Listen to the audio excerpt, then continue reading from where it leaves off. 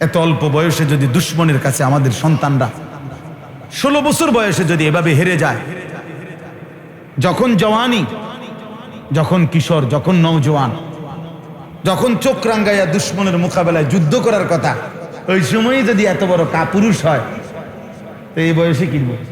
আমার আব্বা আমাদের 5 ভাইয়ের জন্য ঘরও করে দেয় নাই, ফার্নিচারও কিচ্ছু কিনে দেয় না, কিচ্ছু না। আমার আব্বার মৃত্যুর পরে আমি কিছুই পাই নাই, ঘরদুয়ার, ফার্নিচার কিচ্ছু লাগে নাই। কিন্তু বরাবর 9 বছরের ব্যবধানে আব্বার ইন্তেকালের পরে ঠিক 9 বছরের ভিতরে আমরা 5 ভাই আলাদা জমিও কিনছি, বিল্ডিংও করছি, ঘরদুয়ার, ফার্নিচার সব কিনা হয়েছে। আপনি চলেন একজন একজন করে আপনারা দেখাবো, আমরা 5 ভাইয়ের ভাই। কথা বুঝছেন? মিলে গেছে, দুনিয়া মিলে যায়, বাপ ছাড়াও দুনিয়া হয়ে যায়। কিন্তু বাবা 5 ভাইকেই আলেমে দিন বানাইছে। বাবা থাকতে এটা দেখে গেছে আব্বা, আব্বা জীবিত থাকতেই আমগো 5 জনের পড়ালেখা শেষ হয়েছে, আলহামদুলিল্লাহ। এমনি বললাম আর বুঝার জন্য বুঝাই, এটা আমার বাবার দায়িত্ব। ঘর করে না দিলেও চলবে, বিল্ডিং করে না দিলেও চলবে, ওগুলা হয়ে যায়। ও সোফা এক সেট বানানো এত কঠিন কিছু, সোফা এক সেট 60-70 হাজার টাকা। এটার লেগে এত মিশা কথা কোন লাগে না, এত টাকা সুদ খাইতে হয় না, এত বাটফারি করন লাগে না। কোরআনুল কারীমে আমাদের নবীকে পর্যন্ত আল্লাহ তাআলা বলেছেন, লা তুকাল্লাফু ইল্লা নাফসাকা। কোরআন শরীফের আয়াত, সূরা নিসার আয়াত। নবীজিকে আল্লাহ তাআলা বলছে, বন্ধু শেষ পর্যন্ত, সর্বশেষ শুধুমাত্র আপনাকে আপনার নিজের বিষয়ে জিজ্ঞেস করা হবে। অর্থাৎ যদি অন্য কেউ কোনো কিছু মানে নাই, গ্রহণ করে নাই, এর জন্য আপনি দায়ী থাকবেন না। কিন্তু আপনার নিজের ঈমান, আমল, আখিরাতের ব্যাপার আপনি মুকাল্লাফ, আপনাকে আদিষ্ট, আপনাকে আল্লাহর পক্ষ থেকে জিজ্ঞেস করা হবে। মনে করেন আমি 30 বছর আল্লাহর পথে মানুষকে ডাকলাম, ধরে নেন একজনও আল্লাহর পথে আসে নাই আমার কথায়, খালাস, কোনো অসুবিধা নেই, এতে কোনো অসুবিধা নেই, লজ্জারও কোনো বিষয় নাই, শরমেরও কোনো বিষয় নেই, এবং এতে ব্যর্থতারও কিছু নেই। কিন্তু এরপরেও আমাকে আমার নিজের ঈমান, আমল, আখিরাতের ব্যাপারে জবাবদিহি করতে হবে। এটা নবীজিকে পর্যন্ত আল্লাহ বলছে, লা তুকাল্লাফু ইল্লা নাফসাকা। আপনি শুধু আপনার মুকাল্লাফ, আপনি নিজে শরীয়তের প্রত্যেকটা আমলের ব্যাপারে আপনি আদিষ্ট। এজন্যই পৃথিবীর কেউ যদি গ্রহণ না করে, না মানে, আপনি একাই করবেন। ফাকাতিল ফি সাবিলিল্লাহ, এটা হলো আয়াতের শুরু, এই আয়াতেরই শুরুর অংশ। আল্লাহ তাআলা বলছেন আপনি একাই আল্লাহর পথে যুদ্ধ করুন। অর্থাৎ যদি দেখেন যুদ্ধের ময়দানে আপনার অনুসারী একজনও নাই, সরে গেছে সবাই, ময়দান ছেড়ে দিছে, তবু আপনি একাই যুদ্ধ করুন। এবং এটা একটা প্রেক্ষাপটে নাজিল হয়েছে। নবীজি সাল্লাল্লাহু আলাইহি ওয়াসাল্লামের জীবনে একটা যুদ্ধ ছিল, হুনাইনের যুদ্ধ, মক্কা বিজয়ের পরে। ওই যুদ্ধে মুসলিম সৈন্য নবীজির সাথে সাহাবা ছিল 12,000, আর কাফের ছিল মাত্র 4,000। নবীজি সাল্লাল্লাহু আলাইহি সাল্লামের জীবনে একটাই যুদ্ধ, যে যুদ্ধে মুসলমান বেশি ছিল, কাফের কম ছিল, মানে নবীজির জীবনে। ওই যুদ্ধের নাম হলো হুনাইনের যুদ্ধ। হুনাইন একটা জায়গার নাম। তো মুসলমান হলো, সাহাবা হলো 12,000, কাফের হলো মাত্র 4,000। অথচ এর আগে পিছে সব যুদ্ধেই মুসলিম কম ছিল, কাফের বেশি। এই যুদ্ধে এই 12,000 সাহাবী যেহেতু বেশি, 3 জনে একজন, ওরা হলো মাত্র 4,000। তো কোন সাহাবীর অন্তরে এই কথা মনে মনে আসছে আর কি, যে আজকে আর কি যুদ্ধ করব, দাদা একটা গেলে এসে এর চাইতে কত কম দিয়া উড়ে এলাইছি, আর এখন তো আমরা এমনিতেই 12,000, ওরা মাত্র 4,000। এগুলো আর যুদ্ধ করবো কি? এগুলো তো ফু দিলেই উড়ে যাবে। যেরকমই একটা ভাবনা আসছে আর কি মনে মনে। আল্লাহ তাআলা সেটা পছন্দ করেন না।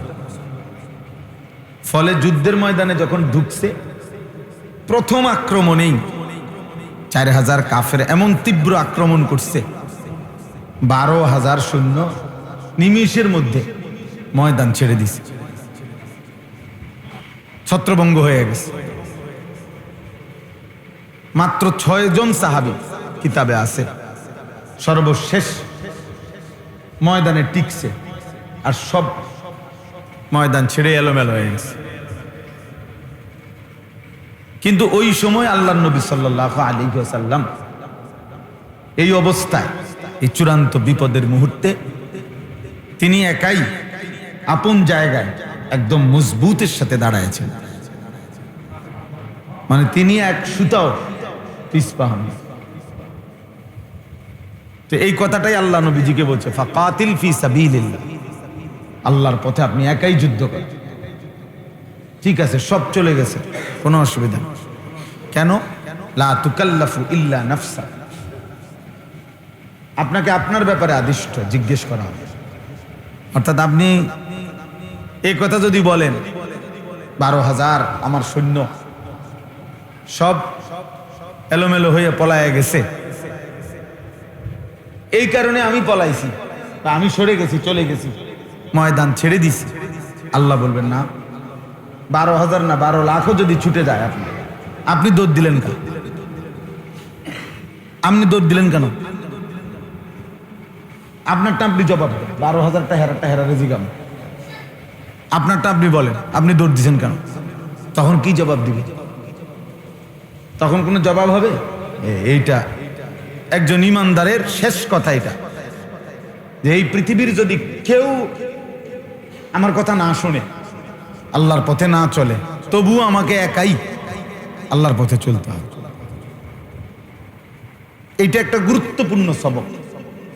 আমাদের সমাজে আমরা শয়তানের প্ররোচনায়, নফসের ধোকায় আমরা অনেকটাই এটা করি যে আর যা 10 জনের যেই গতি, আর আমারও সেই গতি, আমি একজন আর কি রুম, উনি একজন আর কি করুন, এই জন্য উনি বাইশা গেছে গুনাহের সাথে, নাফরমানির সাথে বাইশা গেছে।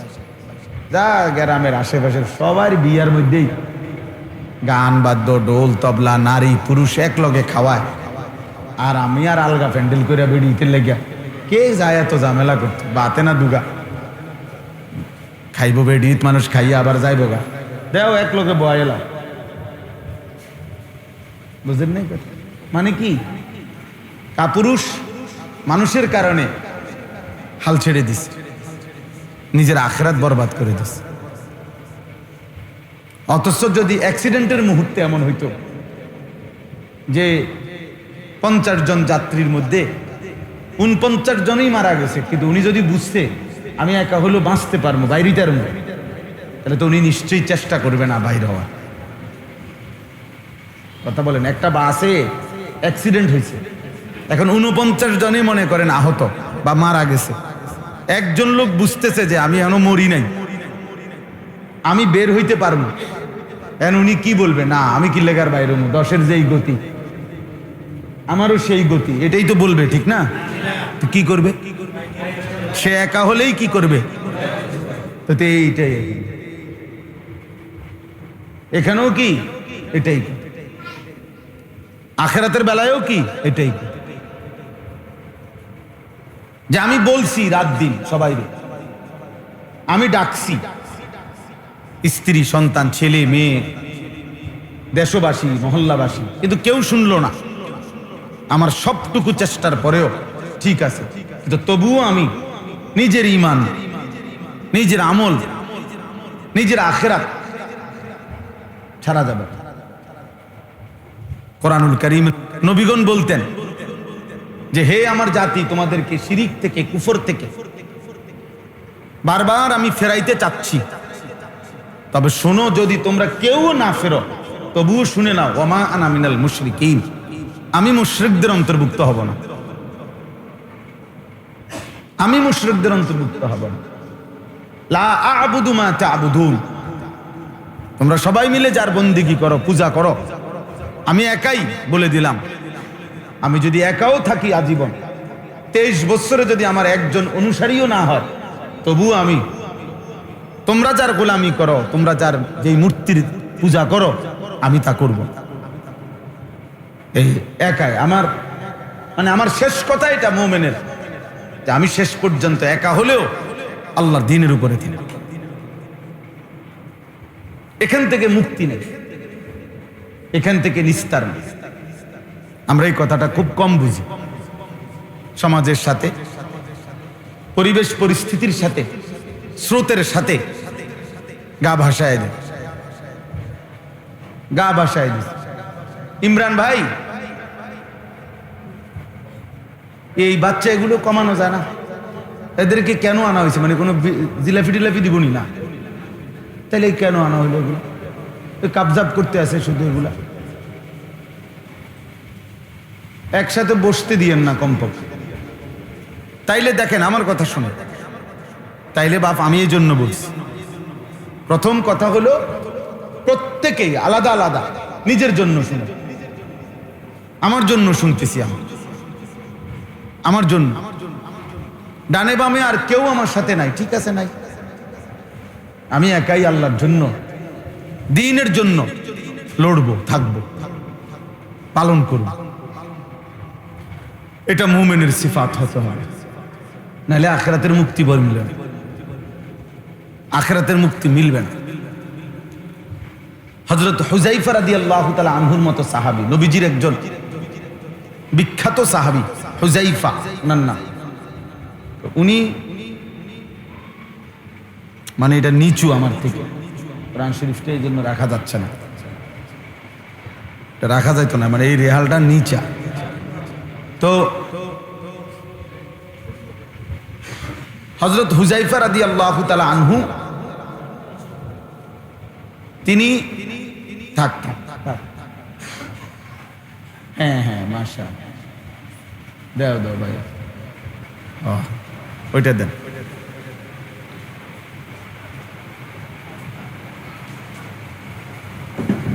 এবার ঠিক আছে, জাযাকাল্লাহ।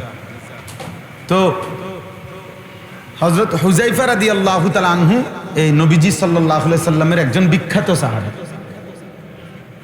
তো তিনি একদিন নবীজিকে একটা লম্বা হাদিসের একটা অংশ বলতেছি আর কি, লাস্টে তিনি নবীজিকে একদিন এই কথার প্রসঙ্গে অনেকগুলো প্রশ্ন করছে, ফিতনা মুসিবতের সময় কেমনে চলবে এগুলোর উপরে বিস্তারিত জানতে চাইছে। তো বলতে বলতে এক পর্যায়ে নবীজিকে একটা শেষ কথা বলছে যে, ইয়া রাসূলুল্লাহ, যদি চারিদিকে ফিতনা ইমানের উপরে, ইসলামের উপরে এত বেশি মাত্রায় ছড়িয়ে পড়ে যে আমি চলার পথে, আল্লাহর পথে চলতে গিয়ে আমার সাথে আর কাউকে পেলাম না, তখন আমি একা কি করব? আমার করণীয় কি? তখন হাদিসে আছে নবী সাল্লাল্লাহু আলাইহি ওয়াসাল্লাম বলছেন, ফাতাজিলিল ফিরাকা কুল্লাহা, সব দল সব মত ছেড়ে দাও, সবগুলো তুমি বাদ দাও। আর তুমি কি করবা? ওয়ালাউ আনতা আদদা বিআসলি শাজারাতিন, প্রয়োজনে তুমি একাই গাছের শিকড় গোড়ালি এই মাড়ির ভেতরের দাঁত দিয়া কামড়াইয়া ধরে, আটকাইয়া ধরে হলেও আল্লাহর দ্বীনের উপরে একাই টিকে থাকে। এটা জরুরি বিষয়। এই সমাজে আজকে আমাদের অনেক কষ্ট হইতেছে, এক একটা মাদ্রাসার ছাত্ররে ধরে রাখতে জান প্রাণ কষ্ট হইতেছে, জান প্রাণ।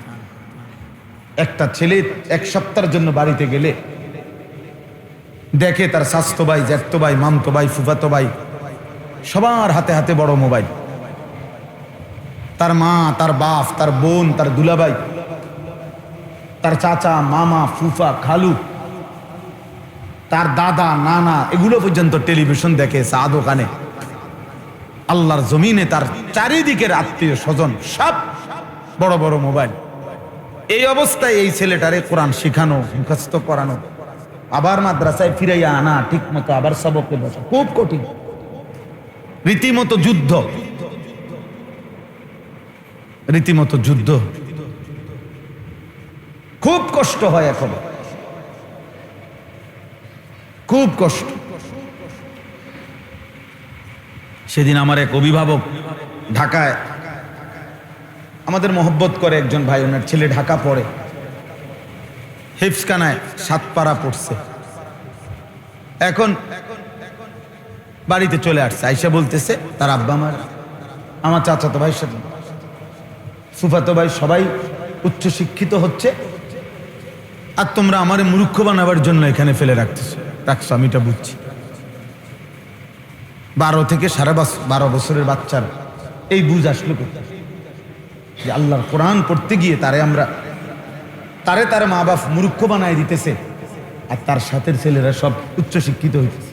মানে ওরা সবাই 12 বছরে মাস্টার্স পাস করিয়া অন্য ঢাকা ইউনিভার্সিটির প্রফেসর হয়ে গেছে। এরমই তো বুঝাইলো, হে তো 12 বছর বয়সে কি সব ঢাকা ইউনিভার্সিটি পাস করে লাগছে নাকি? তো তুই কি বুঝাইলি? কে তার এই বুঝ দিল? এই আমার আশপাশ, তার আশেপাশে, তার আপন জনরাই। ঠিক ইতা করবি তুই? হ্যাঁ, দেখতাম না তুই করবি, এত বছর বুঝি কোরআন শরীফ পড়ন লাগে। হ্যাঁ, হাফিজি করে কিরবি, মানুষের বাড়ির দাওয়াত খাইবি, বুঝছেন না কথা? আর কি? তাইলে প্রতিদিন যত দিন যাচ্ছে বাপ, প্রতি একদিন বাড়তেছে ফিতনা, মুসিবত, দিনের উপরে টিকে থাকা খুব কঠিন হয়ে যাচ্ছে প্রতি ঘন্টায় ঘন্টায়। আল্লাহ নবী সাল্লাল্লাহু আলাইহি ওয়াসাল্লাম বলছেন, একটা সময় এমন আসবে যখন একজন মানুষ কবরস্থানের সামনে দাঁড়িয়ে আফসুস করবে আর বলবে যে হায় আফসুস, ইয়া লাইতানি মাকানাহু, হায় আফসুস, আমি যদি ওই লোকটা যদি কবরে না থাকে, আমি যদি কবরে থাকি। তাইলে এই ফিতনা থেকে বেঁচে যাইতাম। বুখারী শরীফের একেবারে প্রথম খণ্ডে কিতাবুল ঈমানের মধ্যে এই হাদিস আছে, আমরা নিজে পড়ছি, পড়াইছি। আল্লাহ নবী সাল্লাল্লাহু আলাইহি ওয়াসাল্লাম বলছেন, অচিরেই তোমাদের উপরে এমন ফিতনা আসবে, দ্বীনের উপরে চলা এত কঠিন হবে যে শেষ পর্যন্ত একজন ব্যক্তি তার দ্বীন বাঁচানোর জন্য একটা ছাগল, যে শুধু দুধ দেয়, দুধওয়ালা একটা ছাগল বকরি নিয়ে কোনো জঙ্গলের উপরে একাকী চলে যাবে, শুধু দুধ দহন করে খাবে জীবন বাঁচানোর জন্য, আর জঙ্গলের উপরে চলে গিয়ে নিজের ঈমান বাঁচানোর জন্য ইয়াফিররু বিদীনিহি মিনাল ফিতান, বুখারীর হাদিস। চলে যাবে, লোকালয়ে টিকে থাকা এত কঠিন হয়ে যাবে ঈমানের উপরে, বুঝছে? 5 বছরের বাচ্চা, 4 বছরের বাচ্চার, 8 বছরের বাচ্চার মোবাইল টিপা দেখলে পাগল হয়ে যাওয়ার দোষ। এবার কিভাবে টিপতে আছে? কে তার মা, কে তার মা? এত বড় নাফরমানিতে তারে অভ্যস্ত করাইল কি? জিনে এসে অভ্যস্ত করাইছে। এটা অপদার্থ মা বাপ, অপদার্থ মা বাপ আহলাদের নামে, আবেগ দেখানোর নামে, সোহাগ করার নামে আপন সন্তানকে বরবাদ করতেছে, আপন সন্তানকে বরবাদ করে দিচ্ছে।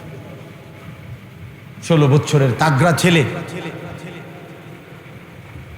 প্রতিদিন আপন ঘরেই ঘুমায়, খোদার 365 দিনে কোনদিন ফজরের নামাজ পড়ে না। আর এই অপদার্থ মা বাপ নামের এই অথর্ব দুইটা ওদের চোখের সামনে এই নাফরমান প্রতিদিন 8টা-9টা বাজে ঘুম থেকে উঠে, আর ওরা ওরেই নাস্তা খাওয়ায়, ওর জন্যই বিল্ডিং করতেছে, ওর জন্যই জমি কিনতেছে, ওর জন্যই মাথার ঘাম পায়ে ফেলে টাকা রোজগার করতেছে।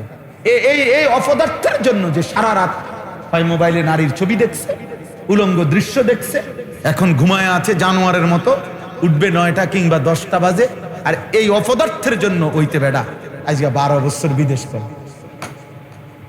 হেতের গাম বাইয়া বাইয়া পড়ে একটা টাকার জন্য, একটা রিয়ালের জন্য বেচারা কঠোর রৌদ্রে আরবের মরুভূমিতে আরবের গরমে একটা টাকা কষ্ট করে কামাই রোজগার এই হাইওয়ানের জন্য। হ্যাঁ, এটা বুঝাপড়া করা উচিত, এটা বুঝাপড়া করা উচিত। আল্লাহ নবী সাল্লাল্লাহু আলাইহি ওয়াসাল্লাম একদিন মদিনায় একটা পাহাড়ের একটু উঁচা জায়গায় টিলা, ওখানে উঠে মানে এরকম জায়গাতে উঠছেন যে এখন মদিনার সব ঘরবাড়ি দেখা যায়, বুঝলেন? মানুষে একটু উঁচা উঠলে নিচের সব দেখা যায় না। কুমিল্লা শহরে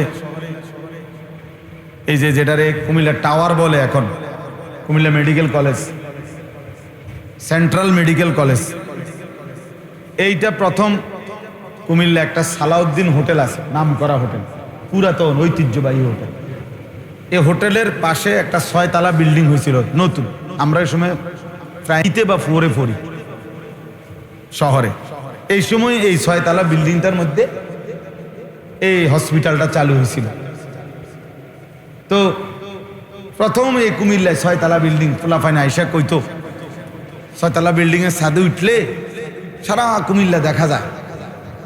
তা আমরা বিকালবেলা আসরের পরে ঠাকুরপাড়া থেকে হাইটা এই বিল্ডিং এর সিঁড়ির মুখে দাঁড়াই থাকতাম, আর শুধু এই দারোয়ানডারে পাহারা দিতাম। তে যদি একটু সাইডে যাইতো একটা দৌড় দিয়া ছাদে উঠতে লাইতাম, মানে ওই দেখার জন্য যে সারা কুমিল্লা দেখা যায়। মানে এটা পরের দিন স্কুলে গল্প করতাম যে কালকে দেখছি ওইটা ছাদে উঠছি, 6 তলার ছাদে উঠছি, মানে এটা একটা জীবনের অনেক বড় ক্রেডিট মনে করতাম, যে বিরাট সফলতা।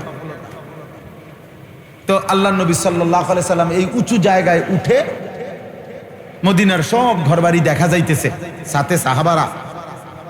আল্লাহ নবী সাল্লাল্লাহু আলাইহি সাল্লাম বলছেন, ইন্নী লা আরাল ফিতান খিলালা বুয়ুতিকুম কামাওয়াকিল কাত।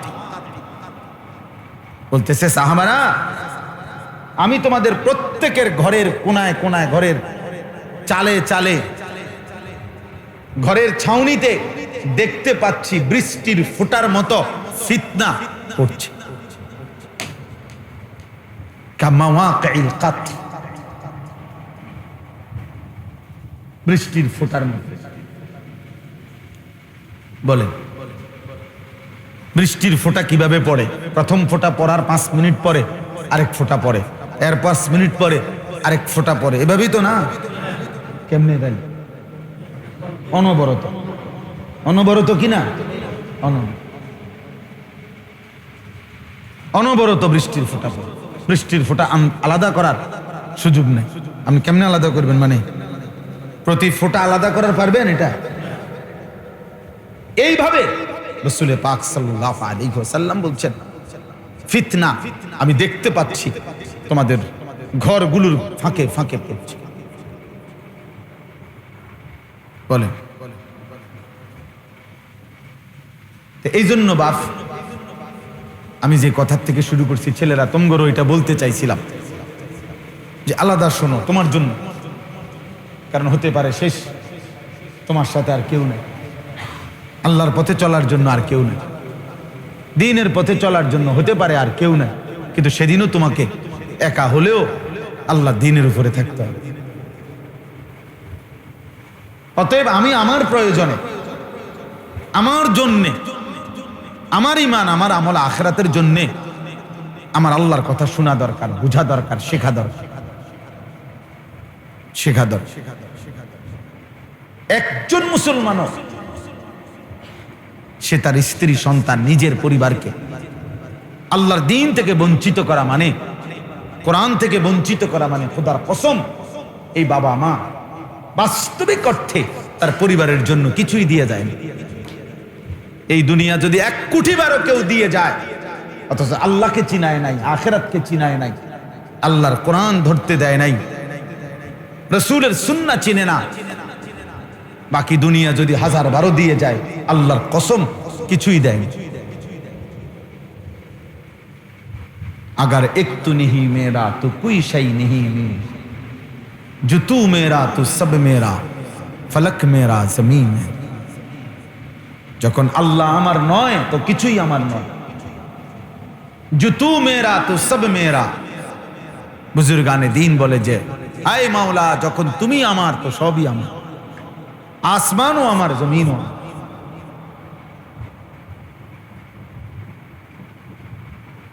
বড় পীর আব্দুল কাদের জিলানী রহমতুল্লাহ আলাইহি একবার বাগদাদের বাদশাকে বলছিলেন, বাদশাহ তুমি আমারে সম্পদের লোভ দেখাইও না, তুমি আমারে মালের লোভ দেখাইও না, তোমার কাছে তো আছে মাল, আর আমার এই কলিজার ভিতরে আছে রব্বুল মাল। এই মালের যিনি রব মালিক, আমি তো তাকে নিয়ে রাখি, আমার দিলে তো সে আছে। তুমি তো দুনিয়া নিছো, আমি তো রব্বুদ দুনিয়া ওয়াল আখিরা, দুনিয়া আখিরাতের যিনি রব সে তো আমার কলিজায়। আমি তোমার চাইতে বড় ধনী, আমি তো তোমার চাইতে বড় ধনী। হ্যাঁ, এজন্য আল্লাহকে নিয়ে থাকা, আখিরাতকে নিয়ে থাকা, এটা এক মানুষের জীবনের মূল পরিচয়। ওই মানুষগুলো যে আখিরাত ছিল, যে সেজদা চেনে, যে গোলামি চিনে, যে তার মালিক চিনে, মালিকের সাথে যার সম্পর্ক, নাই তো সে মানুষ না, ওই জানোয়ার। রবের সাথে যার সম্পর্ক নাই ওই জানোয়ার, ও চতুষ্পদ জন্তু, ও গরু, ছাগল, কুকুর, বিড়াল, হাইওয়ান। এজন্য কিতাবের মধ্যে আছে পৃথিবীর সমস্ত কাফের শুকরের চাইতে নিকৃষ্ট। এটা কিতাবের কথা। প্রত্যেক কাফের, পরে কে কি বলবো সেটা পরের খবর, এটাই সত্যি। আল্লাহ তাআলা কোরআনে বলছে ইন্নামাল মুশরিকুনা নাজাস, সমস্ত মুশরিক নাজাসুন, নাপাক। পাউডারের বালতির মধ্যেও যদি সুবায়, তারে যদি ফেয়ার এন্ড লাভলির বালতিতেও কি করে সুবায়, তারে যদি লাক্স সাবানের বালতির মধ্যেও যদি কি করে তারে সুবানি দেয়, তারপরও সে কি নাপাক। আল্লাহ বলছে ইন্নামাল মুশরিকুনা নাজাস। অতএব ওই নাপাকের অনুসরণকারী ওই পাক হবে কেমন? মুসলমানের সন্তান তোমাদের যাদের চুল ওই বেঈমানের মতো, তুমি নাপাক না তো পাক হইবা কেমন? অপদার্থ কাপুরুষ বেটা। ইহুদির চুল পছন্দ করলি, তোর ভিতরে কোন মুসলমানের কি আছে বেটা? এক নাস্তিক, এক মুরতাদ, এক জন্ম নাই, বংশ নাই, পরিচয় নাই। এই যতগুলো চুল ডানে বামে সামনে, এই বাহারি যে চুল, এগুলো ফ্যাশনেবল এই চুল, এগুলার যতজনের অনুসরণ করে একটারও কোনো জন্ম বংশ নাই। আমি চ্যালেঞ্জ করলাম, একদম এখন চ্যালেঞ্জ করলাম, একটারও কোনো বংশের কোনো পরিচয় নেই, ওদের জন্মের কোনো ঠিকানা নেই। তাহলে বেটা জারজ যদি কোনো মানুষ হয়, কোনো মানুষ যদি অবৈধ সন্তান হয়, তার আখলাক গ্রহণ করার দ্বারা, তার চাল চলন বেশভূষা গ্রহণ করার দ্বারা তুই নাফরমানের ভিতরে কি আসবে?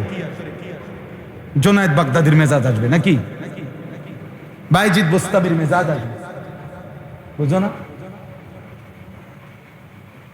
বুঝো না?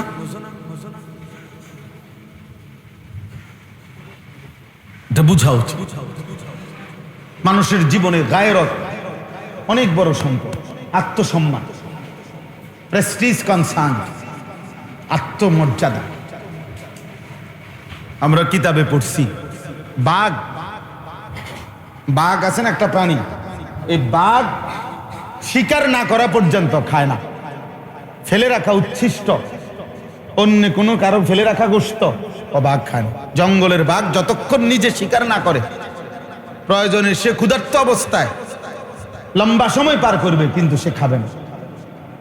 কিন্তু কুত্তার স্বভাব, যে কোনো উচ্ছিষ্ট যেখানে যা পায় সবটাতে মুখ দেয়, নাক লাগে। এটা কুকুরের খাসিয়ত।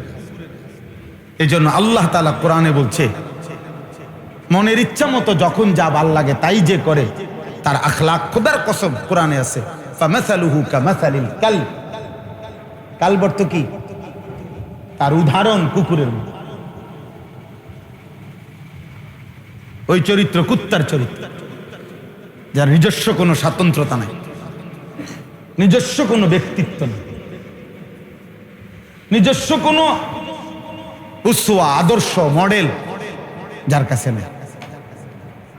যখন আমার যা ভাল লাগে তাই আমি করি, যে মাসে যেটা ভাল লাগে, যে ঈদে যেটা ভাল লাগে, যখন যারটা দেখে যেটা ভাল লাগে। গত মাসে এই কাটিং, এই মাসে আরেক কাটিং। গত মাসে সিবা প্যান্ট, এই মাসে মোটা প্যান্ট, পরের মাসে মারুয়া প্যান্ট, এরপরের মাসে হাফ প্যান্ট, যখন যেটা ভাল লাগে। এই তো বেগায়রত মানুষ ভাইয়া, বুঝতেছ? প্রিয় ভাই, নিজেকে কমপক্ষে নিজেরে ছোট করো না। নিজের আত্মসম্মান, আত্মমর্যাদা, বাঘের মতো হও, কুকুরের মতো, সিংহের মতো হও, কুকুরের মতো। এই পৃথিবীতে মানুষ কোনোদিনও কাউকে কুকুরের সাথে উদাহরণ, দৃষ্টান্ত দেয় না, বাঘের সাথে দেয়। বাঘের বাচ্চা বলে না, সিংহের বাচ্চা। বুঝা গেছে, উদাহরণ দিতে গেল মানুষ এটা কি বলে, একটা বাঘের বাচ্চা। তো বাঘের বাচ্চা কারে মে করে যে না, বে করি না, বেটারে নি করে কাপুরুষকে বলে।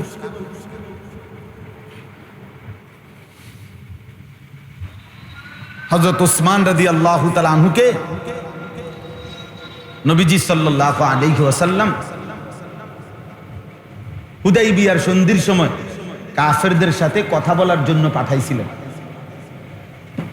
হুদাইবিয়ার সন্ধির সময় হযরত ওসমানকে বলছে, তুমি আমার পক্ষ থেকে মক্কায় কুরাইশ কাফেরদেরকে গিয়া বুঝাইয়া বলো যে আমরা যুদ্ধ করতে আসি নাই, আমরা আসছি উমরা করতে। তো ৬ষ্ঠ হিজরিতে হযরত ওসমান রাদিয়াল্লাহু তাআলা আনহু তখন কাফেরদের কাছে যখন কথা বলার জন্য নবীজির দূত প্রতিনিধি হিসাবে গেলেন, তখন ওই কাফের সর্দারদের মধ্যে উসমান রাদিয়াল্লাহু তাআলা আনহুর একজন চাচাতো ভাই ছিল, আত্মীয় আর কি উনার। উনি তো এই মক্কারই আগে, তো ও তখনও কাফের। আবান ইবনে সাঈদ, সে পরে মুসলমান হয়েছে, তখনও মুসলমান হয় নাই। তো ও ওইখানে ছিল বসা। সে উসমান রাদিয়াল্লাহু তাআলা যখন আসছে কথা বলার জন্য, উসমান রাদিয়াল্লাহু তাআলার দিকে তাকাইয়া আগে বাড়ছে, মানে আগে উঠতে আগাইয়া গেছে আর কি, উসমানের সামনে গেছে, একা সামনে আগাইয়া তার কাছাকাছি গিয়ে বলছে, উসমান তুমি এটা কি পড়লা, লুঙ্গি, ইজার, তোমার লুঙ্গি এটা এমন কেন? বলতেছে মানে কি হয়েছে? হযরত উসমান বলল, বলছে তুমি তোমার লুঙ্গি মানে গোড়ালির অনেক উপরে, তুমি জানো না আমাদের আরবে সম্ভ্রান্ত ব্যক্তি যত বেশি সম্ভ্রান্ত হয় কুরাইশের, তার টাকনুর নিচে, গোড়ালির নিচে কাপড় তত বেশি হেঁচড়ায়, মানে তত বেশি নিচে থাকে। হ্যাঁ, কসম আল্লাহর, এটা কিতাবে আছে। তো তিনি বললেন যে তুমি টাকনুর এত উপরে, তোমার লুঙ্গি উঠাই ফেললা, বুঝা তো যাচ্ছে ইসলাম গ্রহণ করার কারণে তোমার কোনো পদমর্যাদা, সম্মান, ইজ্জত বলতে কিচ্ছু নাই, বুঝছেন? কাজে তুমি দ্রুত এটা নামাও, এই কাপড় নিচে নামাও, টাকনুর নিচে নামাও। আমরা নিজে কিতাবে পড়ছি, হযরত ওসমান জোরে আওয়াজ করে বলছে। হযরত ওসমান এমনিতেই লজ্জাশীল মানুষ ছিলেন, কিন্তু সেদিন তিনি উচ্চ আওয়াজে বললেন, লা আল্লাহি হাদা ইজারু সাহিবু নবিয়িনা মুহাম্মদ সাল্লাল্লাহু আলাইহি ওয়াসাল্লাম। লা, যাবে এটা না, হবে না, আল্লাহর কসম এটা আমার সাথী, আমার বন্ধু, আমার রাসূলের পবিত্র লুঙ্গি মোবারক এমন টাকনুর উপরে। অতএব বেটা, তোর এই সমস্ত নেতা আমার রসুলের সামনে 2 পয়সার পেশাবের ফোটার মর্যাদাও তো রাখেন, পেশাবের ফোটার মর্যাদাও তো রাখেন। কার সামনে কারে তুলনা দিতে? হ্যাঁ, উনি এক সুতা লুঙ্গি কি করেন নাই, নামান না। এটা আত্মমর্যাদা, গায়রত। আমি মুসলমান, আমি ইমানদার, আমি ইমানদার। এত অল্প বয়সে যদি দুশ্মনের কাছে আমাদের সন্তানরা 16 বছর বয়সে যদি এভাবে হেরে যায়, যখন জওয়ানি, যখন কিশোর, যখন নওজোয়ান, যখন চোখ রাঙ্গাইয়া দুশ্মনের মোকাবেলায় যুদ্ধ করার কথা, ওই সময়ই যদি এত বড় কাপুরুষ হয়, তো এই বয়সে কিনব, চাচার বয়সে, বুঝেন নাই? অথচ 14 বছরের কিশোর সবচেয়ে বড় কাফেরের গর্দান বদরের যুদ্ধে নামায় দিছে। সবচেয়ে কম বয়সী যোদ্ধা মুসলমানদের 313 জনের মধ্যে ওই 2 ভাই ছিল সবচেয়ে কম বয়সী, ঠিক না? তো সবচেয়ে কম বয়সী যোদ্ধা, আর কাফেরদের আবু জাহেল ছিল সেনাপতি, সবচেয়ে বড় কাফের সর্দার, সিনিয়র। তো সিনিয়রের গর্দান সবচেয়ে কম বয়সী যোদ্ধা সোহেল, তরবারি দিয়া লাখ পাইতেছিল না, ছোট দুনু ভাই তরবারি দিয়া আবু জাহেলের গর্দান পর্যন্ত কূপ দিবে, যে তরবারি ওই পর্যন্ত ওঠে না, কিতাবে আছে। এখন কি করবে এরা? তো 2 ভাই বুদ্ধি করে আগে আবু জাহেলের যে ঘোড়াটা, ঘোড়ার 4টা পাও কোপায় কাটেলেছে। ঘোড়ার 4টা পায়ে যখন কোপ দিছে, এবার তো পড়ে গেছে। এরপরে উপর্যুপরি যতক্ষণ ফাটছে, এতক্ষণ তলোয়ারের কোপ দিয়া যখন আবু জাহেল অবিহি রামাক, হাদিসে আছে, বুখারীর হাদিস, আবু জাহেলের যখন শ্বাস টানতেছে, মানে শেষ, এমনি দম টানে না, এই দমটা, এই সময় দৌড়াইয়া নবীজির কাছে বলছি, ইয়া রাসূলুল্লাহ, শোয়াই লাইছি। বলছে, কি শোয়াই লাইছো? আবু জাহেল শোয়াই লাইছি। নবীজি বলতেছে, ইন্না লিল্লাহ। কয় কি? আরে কিও কয়, ফুলানি কি কয়? মান ইয়ানজুরু মা সানা আবু জাহেল, হাদিসের শব্দ নবীজি বললেন, আরে তোমাদের মধ্যে কে আছো, দেখো না আবু জাহেলের কি হয়েছে, ওরা কয় কি, দেখো, দেখে আসো। মানে নবীজি পর্যন্ত কি করতে পারতেছে না। আরে বলে কি, এটা কথা হইল নাকি? মান ইয়ানজুরু, কে দেখবে তোমাদের মধ্যে, দেখো, মা সানা আবু জাহেল, আবু জাহেলের কি হলো দেখে আসো। ফাকামা আব্দুল্লাহ ইবনে মাসউদ, আব্দুল্লাহ ইবনে মাসউদ রাদিয়াল্লাহু তাআলা আনহু, তিনি লাভ দিয়ে দাঁড়ায় বলছি, ইয়া রাসূলুল্লাহ, আমি যাচ্ছি। কিতাবের মধ্যে আছে উনার একটা আলগা, আগের একটা জিদ ছিল তার উপরে, কারণ মক্কায় একদিন কাবা ঘরের সামনে এই আবু জাহেল আব্দুল্লাহ ইবনে মাসউদকে খুব মারছিল, এত ভীষণ মারছিল যে রক্তাক্ত হয়ে ওনার কানের ভিতর দিয়ে পর্যন্ত রক্ত বের হয়েছিল। এইভাবে মারছিল ওনার। উনি বলছে, আইজগা বাতিজার ফুট, যাই আজকে যাই, তোমার আজকে দেখ, বুঝছেন? দৌড়াইয়া গেছে, গিয়ে দেখছে বদরের প্রান্তরে আবু জাহেল, এই ওই শব্দটা, যে তার শেষ নিঃশ্বাস অবস্থা, মারা যায় নাই কিন্তু শেষ নিঃশ্বাস।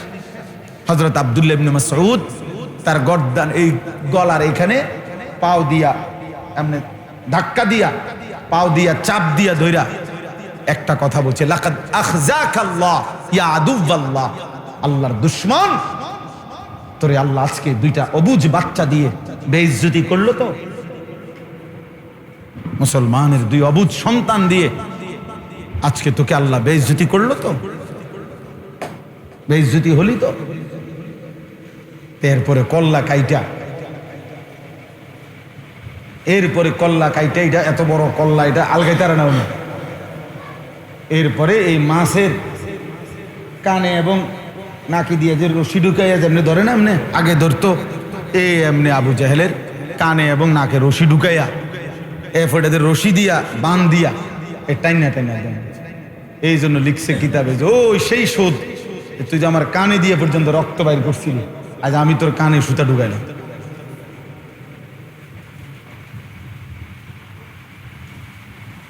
যাই হোক বাপ, আজকে আপনারা আপনাদের সন্তান, আপনাদের নিজের জীবন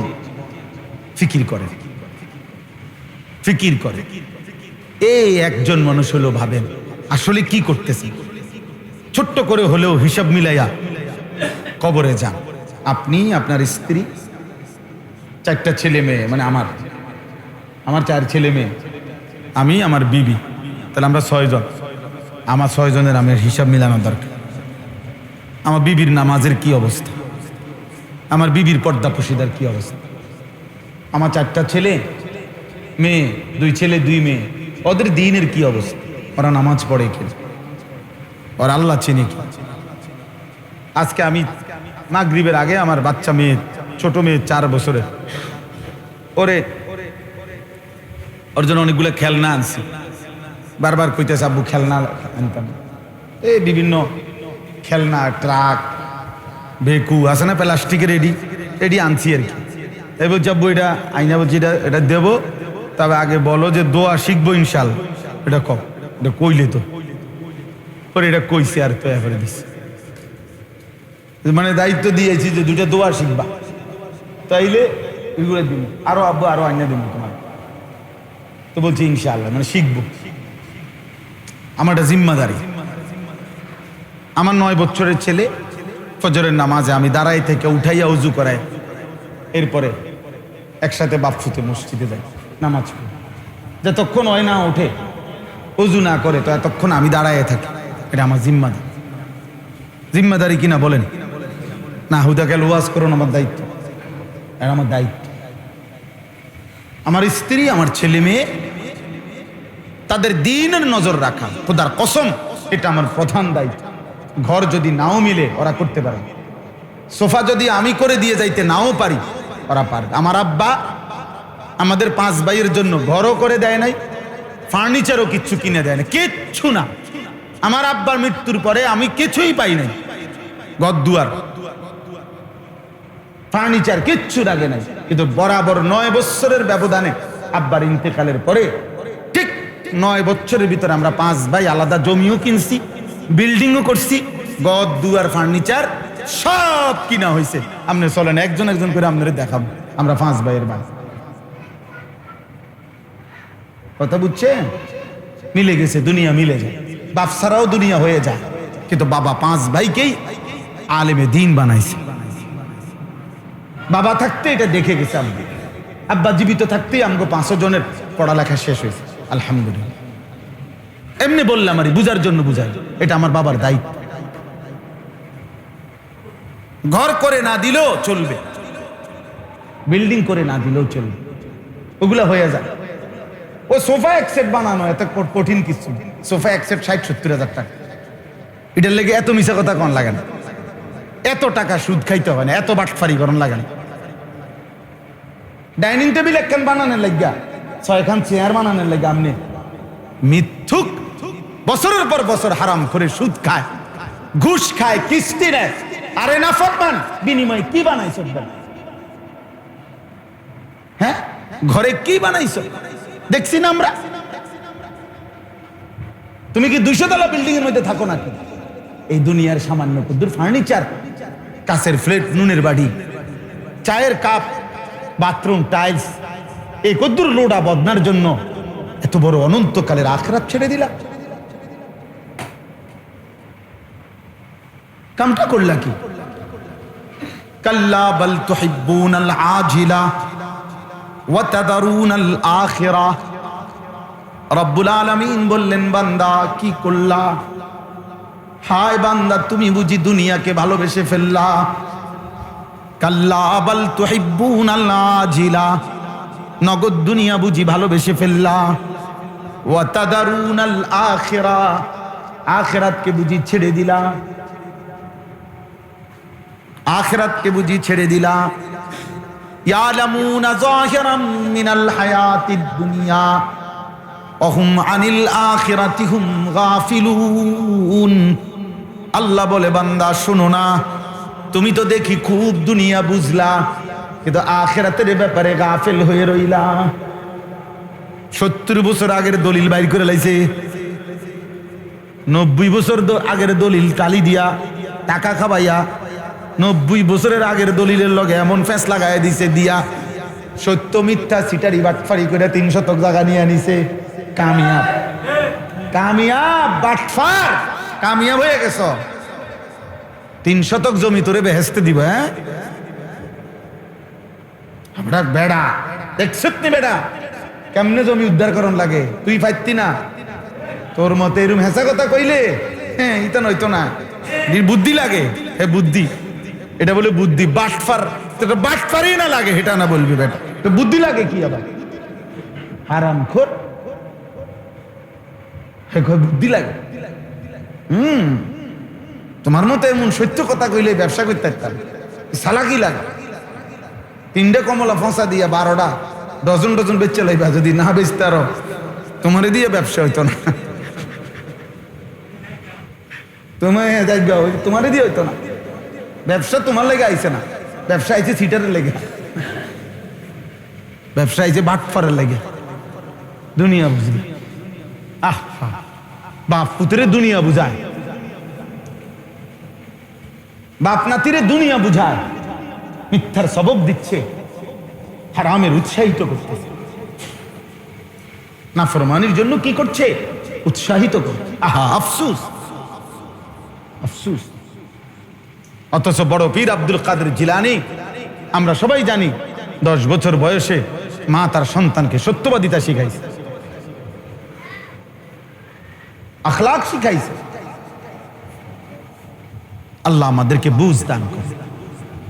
আমরাই বুঝি ভাই। ছেলেরা বাপ, নষ্ট হইও না বাপ, নষ্ট হইও না। কেউ তোমার মনে রাখবে না। তোমার নিজের লাইফ তুমিই তো দেখাও। শেষ পর্যন্ত ছেলে পেলের এখন হালাত হইল, কেউ যেহেতু তারে দেখে না, এজন্য নিজের ছবি নিজেই সারাক্ষণ নিজে নিজেই হাসে, নিজেই সেলফি তোলে, নিজে হাতালগি দেয়, নিজে হাসে, নিজে কাইত হয়, শীত হয়। প্রতিবন্ধী যে তার সিরা, যে তার সিরা, তো তারা তার সিরা পাগল, তারাই তো এরকম নিজে নিজে হাসে, নিজে নিজে যেটা মন চায় এটাই। আমার তো এই জন্য সবসময় এটা মনে হয়, মোবাইলে যারা সেলফি তোলে, নিজের ছবি নিজে উঠে উঠে এরা প্রতিবন্ধী, তার সিরা পাগল। এটা মাতাল ছাড়া আর কিছু, এটা মাতাল। চুল নিয়ে যারা ব্যস্ত হয়, পুরুষ ছেলে, মানে সারাক্ষণ চুলের নিয়ে ফ্যাশন, একটু পর পর চুল ফিরায়, একটু পর পর আয়নাতে দেখে, একটু পর পর ডিজাইন বদলায়, চুলের উপরে সারাক্ষণ পেরেশানি যাদের, এ হাফ লেডিস, অর্ধেক অর্ধেক লেডিস, বাকি অর্ধেক লেডাস। মানে লেডিসের পুরুষবাচক শব্দ আর নিজে বানাই নিছি, এটা ইংরেজি শব্দ, এটা ইংরেজিতে নাই, আমি এটা বানাইছি। লেডিসের সাথে হলো লেডাস, এটা এই পদার্থ। কারণ হলো আপনি যুক্তিতে বুঝবেন, পৃথিবীতে চুল নিয়ে সৌন্দর্য চর্চা এটা নারীর শোভা। সর্বযুগেই নারীর সৌন্দর্য, নারীর শোভা চুলের মধ্যে। নারী এই জন্য চুলের উপরে, পৃথিবীতে যত নারীর চুলের উপরে তেল আছে, পুরুষের এত তেল আছে পুরুষের চুলের। নারীর চুল আশ্রয়ের জন্য যত আইটেমের চিরুনি আছে, পুরুষের জন্য এত চিরুনি আছে। বোঝা গেল চুল নিয়ে খুব সৌন্দর্য চর্চা করা, ব্যস্ত থাকা, এটা কার শোভা? নারীর শোভা। তো তোরে যেহেতু দুশ্মনে চুলের উপরে ব্যস্ত করে দিলে, তোরে হাফ লেডিস বানায়, আর কিছুদিন চেষ্টা করলে ফুল লেডিস হয়ে যাবে, অথবা কমপক্ষে ট্রান্সজেন্ডার হওয়া যাবে। এটারও তো প্রচারণা চলতেছে, ঠিক না?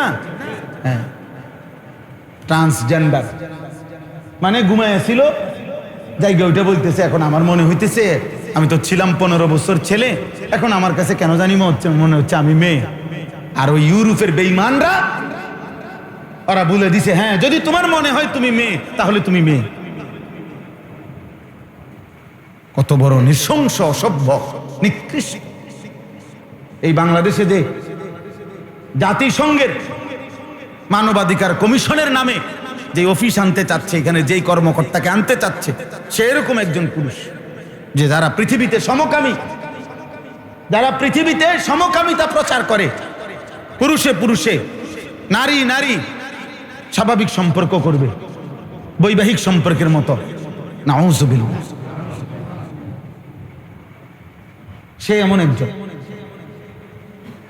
আরে বাংলাদেশে আনতে চাচ্ছে বারবার ওলামায়ে কেরাম সহ বিবেকবান মানুষ প্রতিনিয়ত এর প্রতিবাদ করছে। এই জন্য বাপ, আমার কথা এটা, আমি এতগুলো কথা বললাম কি কথার উপরে? আমি এই কথার উপরে বলছি যে প্রথম যে কথা আমি শুরু করছি যে নিজের জন্য শুনেন, মনে আসেনি এই কথাটা? আপনি একাই শুনেন, যদি কেউ না থাকে আমি একাই লড়ব, আমি একাই লড়ব, আমি একাই সেজদা দেব, আমি একাই আমার মালিকের গোলামি করব। ফাইজা ফারাগতা ফানসাব, কোরআনে আছে, নবীকে আল্লাহ বলছে, বন্ধু সারাদিনে মানুষকে আল্লাহর দিকে ডেকে যত কাজ করেন, সব কাজ মানুষের সেবায়, মানুষের কল্যাণে, যা কিছু আপনি করেন, এগুলো থেকে রাত্রিতে যখন একাকী হবেন, অবসর হবেন, এবার শুধু আপনি ফানসাব, একাকী কঠোর পরিশ্রমে, কঠোর ইবাদতে আমি আল্লাহর সাথে মনোনিবেশ করবেন। এবার একা শুধু আপনি সেজদা দিবেন আর আমারে ডাকবেন, শুধু আমি আর আপনি, আপনি আর আমি, हम यहां से तुम वहां से दोनों जानिब से इशारा दो। ডাকবেন আমারে আর শাজিম থেকে আমি ডাকবো আপনাকে। ফাদকুরুনি আযকুরকুম, ফাদকুরুনি আযকুরকুম। আল্লাহ বলে তুমি আমারে ডাকো, আমি তোমারে ডাকবো। জমিন থেকে বান্দা বলে আল্লাহ, বান্দা আল্লাহ রাব্বুল আলামিন বলবে আর শাজিম থেকে বলো না বান্দা। এজন্য আল্লাহ তাআলা কোরআনে বলছে ইউহিব্বুহুম ওয়া ইউহিব্বুনা, আমার জমিনে এমন বান্দা থাকবেই সর্বদা। এই পৃথিবীর যে কেউ মন চায় আমার দিন যদি ত্যাগ করে, আল্লাহ কোরআনে বলছে সূরা মায়েদার মধ্যে, কোনো অসুবিধা নাই বান্দা, যার মন চায় ছেড়ে দাও, কোনো অসুবিধা নাই, কিন্তু মনে রেখো এমন বান্দা আমি আল্লাহ নিজ দায়িত্বে এই জমিনে রাখবই। এমন মুমিন ইউহিব্বুহুম ওয়া ইউহিব্বুনা, যারা আমাকে ভালোবাসে, আমি যাদেরকে ভালোবাসি, এমন বান্দা থাকবে। তোমার মতো আঙ্গাল কাঙ্গালের লাগিয়া আমার দিন আটকাবে না, তোমার মতো বেটাদের জন্য আটকাবে না। আজকের পৃথিবীতে দেখেন না, সারা পৃথিবীতে যদি আমরা 200 কোটি মুসলমান হই, আর ওই ফিলিস্তিনের গাজার মাটির নিচে বাংকারে, মাটির নিচের গুহায় গর্তে যে মুজাহিদরা হামাসের, এরা যদি মনে করেন 2 লাখ হয়, কথার কথায় যদি 1 লাখ হয়, মনে করেন যদি 10,000 হয়, যদি 10 জনও হয়, যদি 1 জনও হয়, খোদার কসম ইসরায়েল এবং আমেরিকা 200 কোটি মুসলমানকে যেটুকু ভয় পায় না, ওই মাটির নিচের মুজাহিদ একজনকে তার চাইতে 1000 কোটি গুণ বেশি ভয় পায়। ওদের ভয় হলো অগরে নিয়ে, ওরা আমগরে তালাশ করে না, অগরে তালাশ করে। এই সমস্ত বম্পিং এর মাকসাদ কি? ওই যে আগের দিনে আপনার গর্তের মধ্যে এক ধরনের ফোক আসিল, আমরা ছোটবেলায় দেখছি, এটা ফোক, এটা ঢুকলে বাচ্চারা পানি ডালতো, পানি এই গর্তটার মধ্যে পানি ডালতে ডালতে ডালতে ডালতে ডালতে ডালতে শেষ পর্যন্ত ফোক এটা বাইরে আইতো। হ্যাঁ, ফিটনেস আছে, এটা আছে না? হ্যাঁ, আমরা ছোটবেলায় ক্ষেতের মধ্যে বিভিন্নখানে এই পানি অনবরত খোলা পানি, যতক্ষণ এটা বাইরে না আসে এটার পানি ডালতো না, যে তুই বাইরে না তোর বাপ বাইরে ওট বাইরে। আগে এটা ছিল, আমাদের ছোটবেলায় দেখছি আমরা। এই ওরা কিন্তু এই সমস্ত একটা শহরের উপরে আর কত বম্পিং করবে, এই ছোট্ট একটা ভূখণ্ডে আর কত বম্পিং করবে, সমান করে ফেলছে সমস্ত বাড়ি ঘর, জায়গাটা মরুভূমি বানায় ফেলছে। কিন্তু এরপরেও বোমা বর্ষণ থামে না, কারণ মূল মাকসাদ হলো বিল্ডিং এগুলো ভাঙ্গা না, মূল মাকসাদ ওই মাটির নিচের মুজাহিদদেরকে কি করা। হ্যাঁ, এজন্য প্রিয় ভাই, মুমিন একজনই সত্যিকার অর্থে যে আল্লাহকে ভালোবাসে, আল্লাহও যাকে ভালোবাসে এমন বান্দা, এমন মোমেন পৃথিবীতে ছিল, আছে, থাকবেই।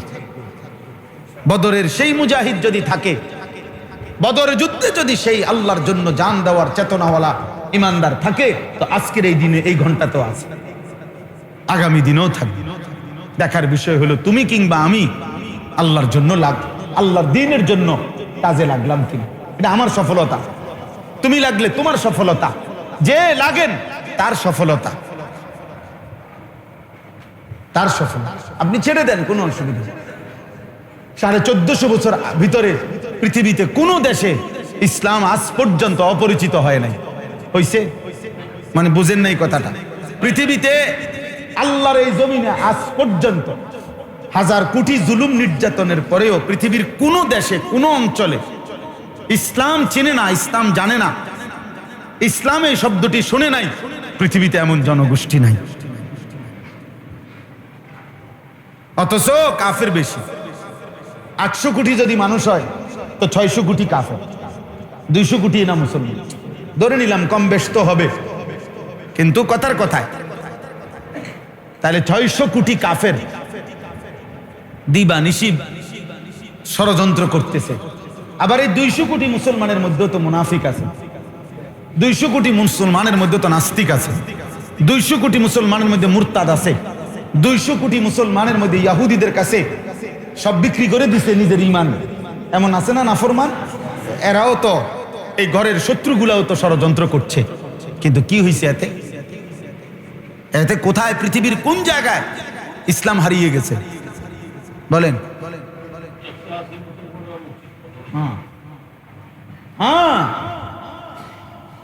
রাশিয়ার মধ্যে আপনার এক টানা 70 থেকে 72 বছর, যখন সোভিয়েত ইউনিয়ন ছিল আগে রাশিয়া, এখন না কয় রাশিয়া, আগে 14টা বা 16টা ছোট্ট ছোট্ট রাষ্ট্র মিলে সোভিয়েত ইউনিয়ন ছিল। এখন যেরকম কয় যুক্তরাষ্ট্র, যুক্তরাজ্য, যেমন আমেরিকা এবং ইংল্যান্ডের সাথে আরো সংযুক্ত কি আছে, ছোট ছোট দেশ আছে। আমেরিকার লগে জেডি, এগুলারে কয় মিল্লা যুক্তরাষ্ট্র। ইংল্যান্ডের সাথে যেগুলো মিলে আছে এগুলারে বলে যুক্তরাজ্য। তো ওইরকম সোভিয়েত ইউনিয়ন রাশিয়ার সাথেও কি ছিল, যুক্ত ছিল। এই 72-70 বছরে এক টানা সোভিয়েত ইউনিয়ন যখন ছিল, কার্ল মার্কস, লেনিন, মাও সেতুংদের আমলে, তখন তাদের ঘোষণা ছিল মাটির উপরে মুসলমানের এক বিন্দু কোনো চিহ্ন থাকতে পারবে না। কোনো মসজিদ, কোনো মাদ্রাসা, কোনো মক্তব খোদার কসম ছিল না। 72 বছরে আজান দেওয়া নিষিদ্ধ ছিল, কোনো বাচ্চার নাম মুসলিম নাম রাখা নিষিদ্ধ ছিল, আরবি শব্দ উচ্চারণ করা নিষিদ্ধ ছিল। এখানে উচ্চারণ করলে রাত থাকতে থাকতেই সে এমন ভাবে হারিয়ে যেত, গুম হয়ে যাইত ইনকুইজিশনের মাধ্যমে, যে পরের দিন তার লাশ খুঁজে পাওয়া যাইত, অথবা আর কোনোদিন কেউ জানতেও পারতো না সে কোথায় হারিয়ে গেছে। কথা বুঝছেন না? তাইলে এইরকম 70 বছর পরে, জুলুমের পরে, মুসলমানের নাম নিশানা যখন ছিল না, তখন আমরা কিতাবে, এটা ইতিহাসের নির্ভরযোগ্য কথা, এই সময়কার কথা, আপনার এই 1900 সময়কার কথা। তারপরে যখন সোভিয়েত ইউনিয়ন ভেঙে গেল, একটা পর্যায়ে আইসা এই আফগানের সাথে যুদ্ধ করছে, কিন্তু টিকে নাই। শেষ পর্যন্ত সোভিয়েত ইউনিয়ন ভাঙ্গা আলাদা আলাদা ছোট বড় রাষ্ট্র হয়ে গেছে। এখন রাশিয়া শুধু রাশিয়াই। কিন্তু বলার বিষয় হলো, এই 70 বছর পরে যখন মুসলিম 6টি রাষ্ট্র হয়েছে সোভিয়েত ইউনিয়ন থেকে ভেঙে, ওইগুলার থেকে এমন অসংখ্য 12-14 বছরের বাচ্চা পৃথিবীবাসী দেখছে যে 12 বছর 14-15 বছরের ছেলে মুসলমানের সব হাফেজে কোরআন। এখন এইটা রীতিমতো গবেষণা করছে ওনারা, তারা ইউরোপিয়ানরা, যে এটা কিভাবে সম্ভব হচ্ছে। 72 বছর 70 বছর যদি মাটির উপরে একটি প্রতিষ্ঠান না থাকে, একটা মসজিদ না থাকে, একটা মক্তব না থাকে, একটা মাদ্রাসা না থাকে, একটা আরবি শব্দ উচ্চারণ যদি নিষিদ্ধ থাকে, আর নামটা পর্যন্ত, আজান পর্যন্ত নিষিদ্ধ থাকে, তাইলে 12 বছরের বাচ্চা হাফেজ করতে আইব। আপনি বুঝেন নাই মনে কথাই। 14 বছরের বাচ্চা হাফেজ আইব করতে পারে। হাফেজ পাওয়া যাইতে পারে 80 বছর বয়স্ক, যে হয়তো উনি আগে হয়েছে। এই সাইজের বাচ্চা হাফেজ হইলো কেমন? এই পড়লো কই? এই শিখলো কোথায়? কসম আল্লাহর কিতাব, ইতিহাসের কিতাবে আছে মুসলমান সেই সময় মাটির নিচে নিজ বাড়ি ঘরে আলাদা আরেকটা গর্ত করে গভীর, এরপরে ওইখানে নিজেদের বাচ্চা কোরআনের হাফেজকে রাইখা, উস্তাদ মাটির নিচে রাইখা, পৃথিবীবাসী টেরও পায় নাই, নিজের মাটির তলে রাইখাই সন্তানকে আল্লাহর কোরআনের হাফেজ বানাইছে।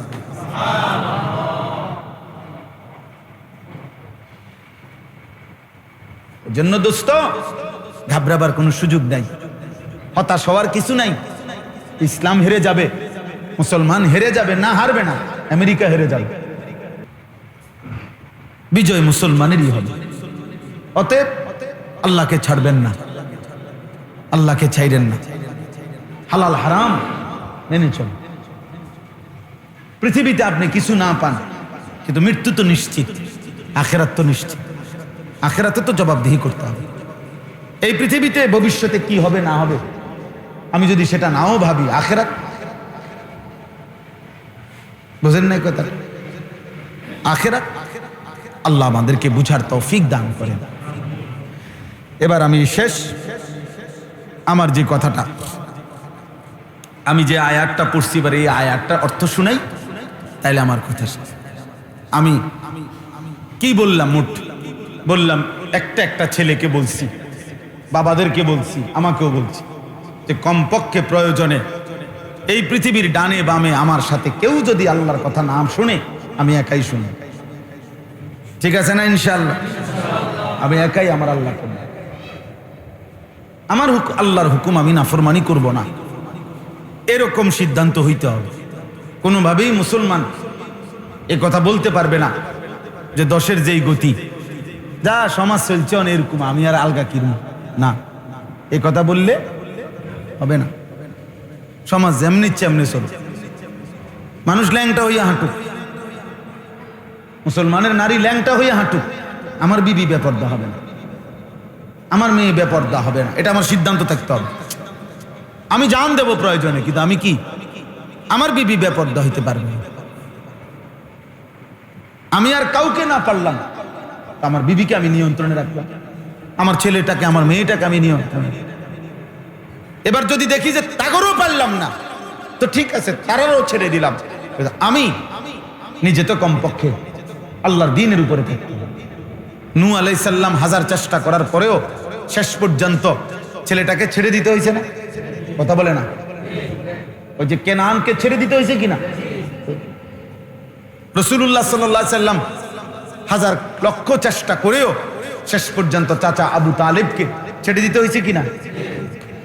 তো ইব্রাহিম আলাইহিস সালাম ছোট্টবেলা থেকে, তাফসীরের মধ্যে আছে, একেবারে 12 বছর বয়স থেকেই ইব্রাহিম আলাইহিস সালাম উনার মা বাবা, উনার কওমকে মূর্তি পূজার বিরুদ্ধে, মূর্তির বিরুদ্ধে বলতেছিলেন অনবরত। আমরা তাফসীরের মধ্যে পড়ছি ইব্রাহিম আলাইহিস সালামের আব্বা ছোট ছোট মূর্তি, মানে মূর্তি বেচতেন বাজারে, বড় মূর্তি, ছোট মূর্তি, খেলনা মূর্তি, এগুলো বিক্রি করতেন। তো একদিনে ছোট ছোট সাইজের কিছু মূর্তি একটা টুকরির মধ্যে কইরা ইব্রাহিম আলাইহিস সালামের কান্দে দিয়ে দিছে, মাথা দাঁড়ি তুই বাজারে নিয়ে বউ, আমি আইতেছি বড়ডি নিয়ে। হ্যাঁ হ্যাঁ, আমি নিজে তাফসীরে পড়ছি। পরে ইব্রাহিম আলাইহিস সালাম একটু সামনে গিয়া মাথার থেকে এগুলা নামাইছে, নামাইয়া বসছে, বসে মূর্তিটারে হাতে নিয়া নিজে নিজেই বলতেছে, তোমরা তো, আমাদের আব্বা বলছে তোমরা নাকি আমাকে দেবতা, আমাকে, তো তুমি, তোমার কাজ কি, তুমি কি করো, কই থেকে আসলা, এই মূর্তিটারে জিগাইতেছে। এবার অনেকক্ষণ জিজ্ঞাসা করে, এই তো মাতেও না মুতেও না, ঠিক না? তো ইব্রাহিম আলাইহিস সালাম বলতেছে যে ইন্নালিল্লাহ, তুমি যদি আমার সাথেই কথা উত্তর না দাও, কাস্টমার জিগাইলে, তাই তো কিচ্ছুই কইতে পারতাম না,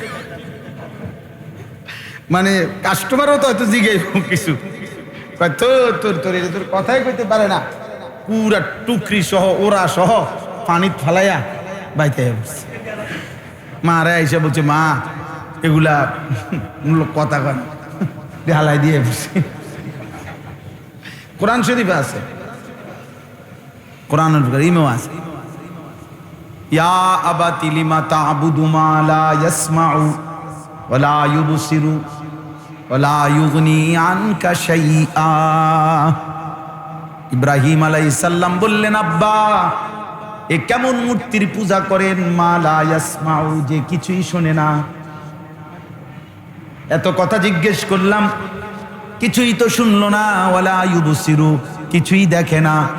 ওয়ালা ইউগনি আনকা শাইআ, এক বিন্দু কোনো উপকারও তো করতে পারে না। এ কেমন মূর্তির পূজা করলেন বাপ? ক্বালা আরাগিবুন আনতা আন আলিহাতি ইয়া ইব্রাহিম। ইব্রাহিম আলাইহিস সালামের আব্বা আজর বললেন, বাবা তুমি বুঝি আমার মূর্তির বিরোধিতা করছো? ছেলেকে বললেন, ছেলে স্পষ্ট শুনে নাও, লা ইল্লাম তানতাহি, যদি তুমি আমার মূর্তির বিরোধিতা ছেড়ে না দাও, লা আরজুমান্নাকা, আমি তোমাকে পাথর মেরে মেরে ফেলবো, ওয়াহজুরনি মালিয়া, এবং ত্যায্য পুত্র করে বাড়ি ছাড়া করব।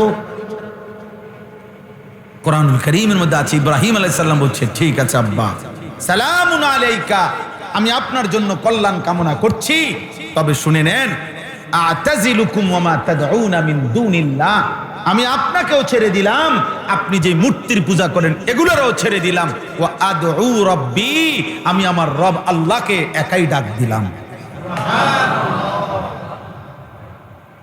अगरचे बुत हैं जमाअत की आस्तीनों में, मुझे है हुक्म खुदा ला इलाहा इल्लल्लाह।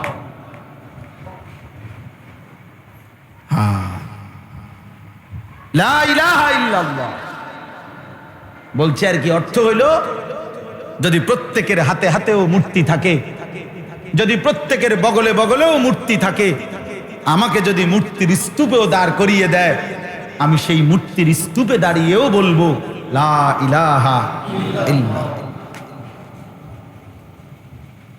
প্রিয় ভাই, বদলাও নিজের, দুশ্মনের অনুসরণ করো না। এই চুল, চেহারা, এই লেবাস, পোশাক, শরীর, স্বাস্থ্য আল্লাহর দেওয়া, লেবাসও আল্লাহর দেওয়া, এই পোশাক আল্লাহর দেওয়া। কোরআন শরীফ আছে, ইয়া বনি আদমা قد انزلنا عليكم لباسا, আল্লাহ বলছে, হে বনি আদম, আমি আল্লাহ তোমাদের উপরে পোশাক নাজিল করেছি। এর প্রতিটা সুতা আল্লাহর দেওয়া, আল্লাহর দেওয়া না? কথা বলেন না কেন? এই কাপড়গুলো যেখান থেকে উৎপন্ন হয়, যেভাবে, এর মূল উপাদান আল্লাহর দেওয়া কিনা? তো তাইলে ওয়ানজালনাল হাদিদ, এই পৃথিবীর সমস্ত পার্টস, যন্ত্রপাতি, মেশিনারি, আধুনিকতার যত সরঞ্জামাদি, সবকিছুর মূল একটা উপাদান লোহা। আল্লাহ বলেন, সেই লোহা আমি নাজিল করি। ওয়ানজালনাল হাদিদ, আমি নাজিল করছি লোহা। অতএব সমস্ত কিছু ভাব আল্লাহর দেওয়া, কেন আল্লাহকে নাফরমানি করব?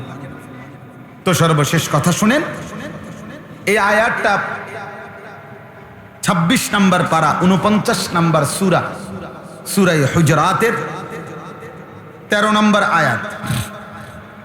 এই আয়াতটা একটা ছোট্ট কথা শুরু। রাসূলুল্লাহ সাল্লাল্লাহু আলাইহি ওয়াসাল্লামের একজন বিখ্যাত সাহাবীর নাম হলো হযরতে বেলাল রাদিয়াল্লাহু তাআলা আনহু। আমরা সবাই উনার নাম জানি। এই বেলাল রাদিয়াল্লাহু তাআলা আনহু, তিনি ছিলেন ইথিওপিয়া, আবিসিনিয়া, অর্থাৎ উনি মক্কা মদিনার মানুষ না, তিনি ছিলেন কালো বংশীয় হাবাসার মানুষ। এখনকার মানচিত্রে যেটারে বলে ইথিওপিয়া, আগে বলতো হাবাসা, হাবশা, আবিসিনিয়া, এরকম বলে। উনি ওই অঞ্চলের মানুষ, আফ্রিকা অঞ্চলের মানুষ। এই বেলালের ইথিওপিয়ার মুসলমান, আমি হজ উমরায় দেখছি, কথা বলছি, মুসাফা করছি, কালো একদম, হাসি দিলে দাঁত এগুলা দেখলে এত সুন্দর, এত চমৎকার, মনে যেন কালো মানুষের মাঝখান দিয়ে একটা মুক্তা বাইরেছে, এমন সুন্দর লাগে। ইথিওপিয়া। তো এই বেলাল রাদিয়াল্লাহু তাআলা আনহু, হযরত আবু বকর সিদ্দিক রাদিয়াল্লাহু তাআলা আনহু উনাকে গোলামি থেকে কিনে আজাদ করে দিয়েছিলেন ইসলামের প্রথম দিকে।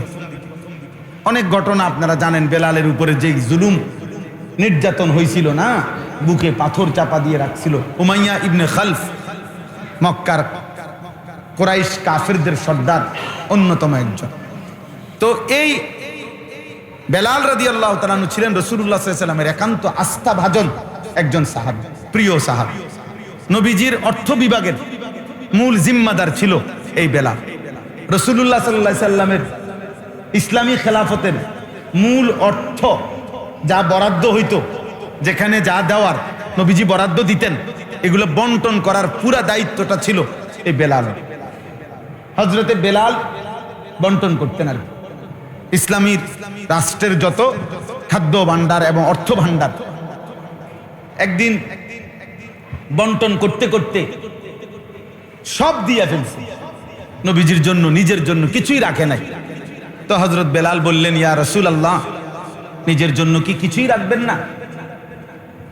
আল্লাহর নবী সাল্লাল্লাহু আলাইহি সাল্লাম বললেন, আনফিক ইয়া বেলাল, হে বেলাল, খরচ করতে থাকো।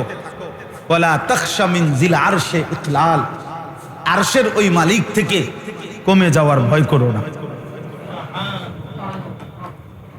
বেলাল, বেলাল বহুত মজাদার নাম। বেলাল, বেলালে, এই শব্দের মধ্যেই অনেক মজা আছে, এই নামের মধ্যেই অনেক কোরবানি, অনেক ইতিহাস, অনেক ত্যাগ, অনেক রক্ত মাখা। তো হযরতে বেলাল, রাসূলুল্লাহ সাল্লাল্লাহু আলাইহি ওয়াসাল্লাম যখন মদিনায় হিজরত করে গেছেন, হিজরত করে যাওয়ার পরে যখন সাহাবায়ে কেরামের সাথে পরামর্শে বসছেন যে মানুষদেরকে নামাজের জন্য ডাকার কিভাবে হইতে পারে পদ্ধতি, বিভিন্ন সাহাবী বিভিন্ন পরামর্শ দিয়েছেন, মানে আমি খুব সংক্ষেপে বলতেছি। তো ওই দিনের জন্য নবীজি পরামর্শ মুলতবি করে বলছে, আচ্ছা ঠিক আছে, অনেক মশওয়ারা আসছে, পরে ফয়সালা হবে, এখন যাও সবাই। রাত্রিবেলা সবাই যার যার ঘরে গেছে। একজন সাহাবী আব্দুল্লাহ ইবনে যায়েদ ইবনে আব্দে রব্বিহি রাদিয়াল্লাহু তাআলা আনহু রাত্রিবেলা স্বপ্নে দেখছে দুইজন ফেরেশতা উনাকে আজানের এই বাক্যগুলো শিখায়া দিছে, যে এগুলো দিয়ে তুমি মানুষকে ডাকো। সকালবেলা ফজরের ওয়াক্তে আল্লাহর নবী সাল্লাল্লাহু আলাইহি সাল্লামের কাছে এই সাহাবী আব্দুল্লাহ ইবনে যায়েদ ইবনে আব্দে রব্বিহি নবীজির কাছে শুনাইছেন, ইয়া রাসূলুল্লাহ, আমি এমনি এমনি এই বাক্যগুলো স্বপ্নের মাধ্যমে পেয়েছি, আমাকে দুইজন ফেরেশতা শিখাইছেন মানুষকে ডাকার জন্য। আল্লাহর নবী বললেন, সাদাকা। সাহাবীদের সামনে বলেন, সে সঠিক বলেছে, এটাই মানুষকে নামাজের জন্য ডাকার আল্লাহর পক্ষ থেকে নির্ধারণ করা বাক্য, আজান। তখন নবীজি বললেন, বেলাল কুম, তুমি দাঁড়াও। আর ওই উনারে বললেন, তুমি এই বাক্যগুলো ওরে শিখাও বেলালকে, আর বেলালকে বলছে তুমি আজান দাও। এই সেদিন থেকে ইসলামের প্রথম আজান হযরতে বেলাল দিয়েছেন।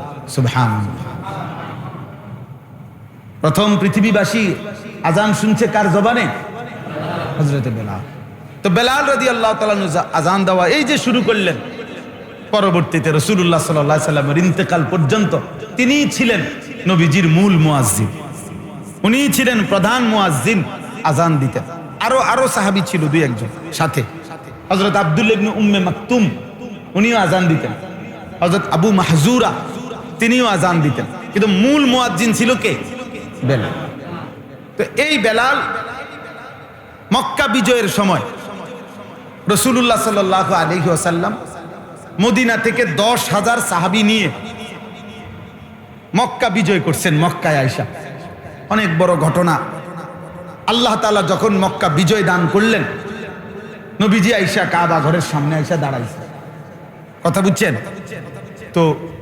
আয়েশা আল্লাহর নবী সমস্ত 360টা মূর্তি ওনার হাতের লাঠি দিয়ে একটা একটা করে আঘাত করছে, ভাঙ্গা ভাঙ্গা পড়ছে, এগুলা সব সরানো হয়েছে। তো আল্লাহর ঘর কাবা এবং তার আশপাশ শিরিক থেকে, কুফর থেকে কি হলো? মুক্ত হইছে, পবিত্র হইছে। এখন যেই নামাজের ওয়াক্ত হইছে, আল্লাহর নবী সাল্লাল্লাহু আলাইহি সাল্লাম বেলালকে বললেন, বেলাল কাবার ছাদে ওঠো, আল্লাহর ঘরের ছাদে উঠে দাও আজান দাও। তো হযরতে বেলাল কাবার ছাদে দাঁড়াইয়া আজান দেওয়া শুরু করছে। তো মক্কার কুরাইশ কাফেররা তারা একটু দূরের থেকে এই দৃশ্য দেখতেছিল যে কি করে মুহাম্মদ। তো তারা তো দেখছে মূর্তিগুলা ভাঙছে, এডিরে সাফ করছে। এখন কাবার ছাদে উঠাইছে কারে? বেলাল। এই সেই বেলাল যে ইতিপূর্বে মক্কায় ছিল গোলাম, এ তো কৃতদাস। এ তো এই বেলাল যাকে তারা অকথ্য নির্যাতন করছে। আজকে সেই বেলাল কই উঠে গেছে? কাবার ছাদে। গোলাম আজ কতটা উঁচা মর্যাদায় আসীন হয়ে গেছে। তখন এই কুরাইশরা দূরের থেকে দাঁড়াইয়া, কাফেররা নিজেদের কপালের মধ্যে হাত দিয়া আফসুস করতেছিল আর বলতেছিল, হায় মোহাম্মদ, কাবা দখল করে তুমি কাবার এত বড় বেইজ্জতি করলা, এক গোলামকে কাবার ছাদে উঠাই দিলা। এটা তো কাবার বেইজ্জতি, কাবার অপমান। সেটা একটা গোলাম, কথা বুঝছেন? আর তারা বলতে লাগছে, নিজেদের বাপ দাদার নাম উল্লেখ করছে, নিজে নিজে দাদার নাম বাপের নাম বলে, যে দাদা আপনি কবরে গিয়া শান্তিতেই আছেন, এত বড় বেইজ্জতি দেখতে এলো না। বুঝেন নাই কথাটা? আমরা যেই বেইজ্জতি দেখলাম, আপনি দেখতে হলো না বাপ, আপনি মইরা শান্তিতে আছেন। এত বড় অপমান যদি আপনি দেখতেন, দুপুর 2টার পরে দৌড়টা, বুঝেন নাই? গত বছরের দৌড়টা যদি দেখতো আব্বায়, কি কষ্টটা পাইল হইলে। আব্বার জিয়ে না দৌড়টা দিছে, কিন্তু আব্বাই তো দেখছেন, বুঝেন নাই কথা? আব্বাই যদি দেখতো কি দৌড়টা দিল। তো এরা এদের বাপ দাদার নাম বলে এরকম আফসুস করতে লাগছে। তখন তারা বংশকে, গোত্রকে বড় মনে করছে যে আমরা কুরাইশ আর সে একটা গোলাম।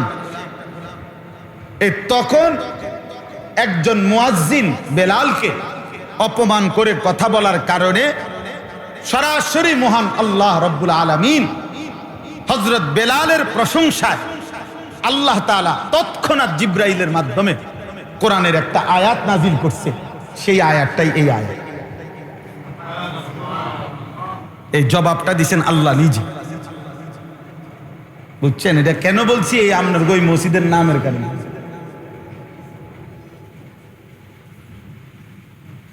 ইয়া আইয়ুহান নাস, হে মানুষ, ইন্না খালাকনাকুম মিন যাকারিন ওয়া উনসা।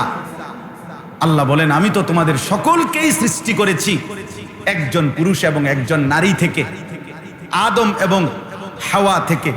তাহলে মাতবুরি করো কিত্তা? শেষ পর্যন্ত পিছনে গেলে গোলাম এবং মনিব, পয়সাওয়ালা এবং মানে গরিব, সবার মূল তো মিলবে গিয়া আদম এবং হাওয়ার সাথেই। তো অহংকারের কি আছে? ওয়াজআলনাকুম শুউবান ওয়া কাবাইলা লিতাআরাফু। আর তোমাদের এই যে বংশগোত্র, হ্যাঁ, এই যে খান, মজুমদার, চৌধুরী, মিয়াজি, নাকিতা, ভাড়ারি, এই সব বংশ এবং গোত্র তো দিয়েছি অহংকারের জন্য না, লিতাআরাফু, পরিচিত হওয়ার জন্য। কোন বাড়ির ছেলে, কোন বাড়ির মেয়ে, কার লগে কার বিয়ে হইতেছে, কোন বাড়ির লগে কার সম্পর্ক, এই জন্য তো আত্মীয়তার পরিচয়। মনে করেন মামা, চাচা, ফুফা, খালু, এগুলা অহংকারের জন্য না পরিচয়ের জন্য? আপনি যদি কেন বেড়া কথাবার্তা সাবধানে বলে আমরা মামু, মানুষে কি করবো, বেকুব, তো মামু হইলে মানে ফুডাঙ্গির কি আছে? তাহলে এইগুলো মূলত অহংকারের কিছু না। এটা মূলত কি, যে মামা বললে বুঝছে মায়ের ভাই, চাচা বললে বুঝছে এটা বাপের ভাই, ফুফু বললে বুঝছে বাপের বোন, খালা বললে বুঝছে মায়ের বোন। এটা অহংকারের জন্য না পরিচয়ের জন্য?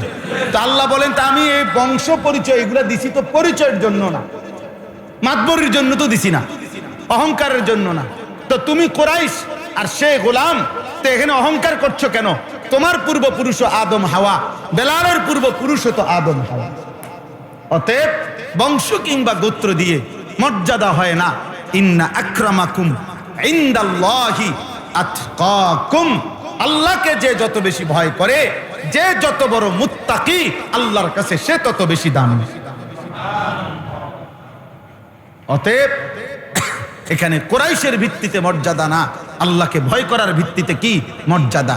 আর নিঃসন্দেহে বেলাল তোমাদের চাইতে বড় মুত্তাকি, আল্লাহকে ভয় করে, তোমরা আল্লাহকে ভয় করো না। অতএব প্রকৃত মর্যাদাবান ব্যক্তিকেই কাবার ছাদে উঠানো হয়। ইন্নাল্লাহা আলিমুন খাবীর, নিশ্চয়ই আল্লাহ হচ্ছেন যিনি সব জানেন, সকল খবর রাখেন। অতএব বাপ, এই শেষ কথা আমার, এটা আবারও বললাম, মূলত আমাদের টাকা পয়সা, আমাদের বাড়ি বিল্ডিং, আমাদের এর ভিত্তিতে আমাদের মর্যাদা না। আমাদের মর্যাদা তাকওয়ার ভিত্তিতে, আল্লাহকে ভয় করার ভিত্তিতে, নবী সাল্লাল্লাহু আলাইহি ভিত্তিতে। ঈমান, ইসলাম, রাসূলের সুন্নাহ ঈমানের কলিজার মধ্যে নাই, আপনি কোনোভাবে, আপনি যদি 7টা মহাদেশের মালিক হন, ঈমানবিহীন ব্যক্তির 1 পয়সা কোনো মূল্য নাই। আপনার জীবনে যদি রাসূলের সুন্নাত নাই, অনুসরণ নাই, তো আপনার মধ্যে সৌন্দর্য বলতে কিছু নাই। সুন্দর শুধুই নবীর সুন্নাত। সুন্দর শুধুই কি বলেন না? সুন্দর শুধুই কি? সোজা হিসাব, চ্যালেঞ্জ হিসাব এটা। এই পৃথিবীতে 1450 বছরের চ্যালেঞ্জ এটা, যে সকল কিছুতে সবচেয়ে সুন্দর তাই যা রাসূলুল্লাহর সুন্নাহ, রাসূলুল্লাহর সুন্নাহ। এজন্য প্রত্যেকের কাছে অনুরোধ, জীবনটা ঈমানের আলোকে গড়েন, জীবনটা নবীর সুন্নাতের আলোকে গড়েন। আমি ব্যক্তিগতভাবে নিজে বলতেও চেষ্টা করি, আমার বাংলাদেশের 2 জন বড় বুজুর্গ, একজন ঢাকা গাজীপুর কাপাসিয়ার অধ্যক্ষ মিজানুর রহমান চৌধুরী, বাংলাদেশের একজন বড় আল্লাহওয়ালা বুজুর্গ, আলেমে দ্বীন, জ্ঞানী মানুষ, জেনারেল লাইনেও শিক্ষিত, ইসলামী লাইনেও অনেক উচ্চ শিক্ষিত আল্লাহওয়ালা, অনেক বড় বড় আলেম উনার হাতে মুরিদ, উনার ভক্ত অনুসারী। উনি একটা কিতাব লিখতেন, তালিমুস সুন্নাহ। একজন মুসলমানের জীবনে একেবারে ছোট্ট থেকে ছোট্ট, বিন্দু থেকে বিন্দু, আর বড় থেকে বড়, গোটা ইসলামের যত সুন্নাত নবীজির সব এখানে আছে। আমি নিজে কষ্ট করে এই বইগুলা সিলেট থেকে আনাইছি বিক্রি করার জন্য। বলছি যে আমি এমনি কোনো আল্লাহর বান্দা যদি কিনে, তার উপকার হবে, সে যদি পড়ে, একেবারে জীবনে রাসূলুল্লাহ সাল্লাল্লাহু আলাইহি ওয়াসাল্লামের যত সুন্নাত দরকার আপনি সব পাবেন, দলিল সহ, প্রামাণ্য, একটা সুন্দর বই। আমি এই বইটা আমাদের এখানে আমরা বিক্রি করি 350 টাকা, যদি কারো সুযোগ হয় কিনবেন।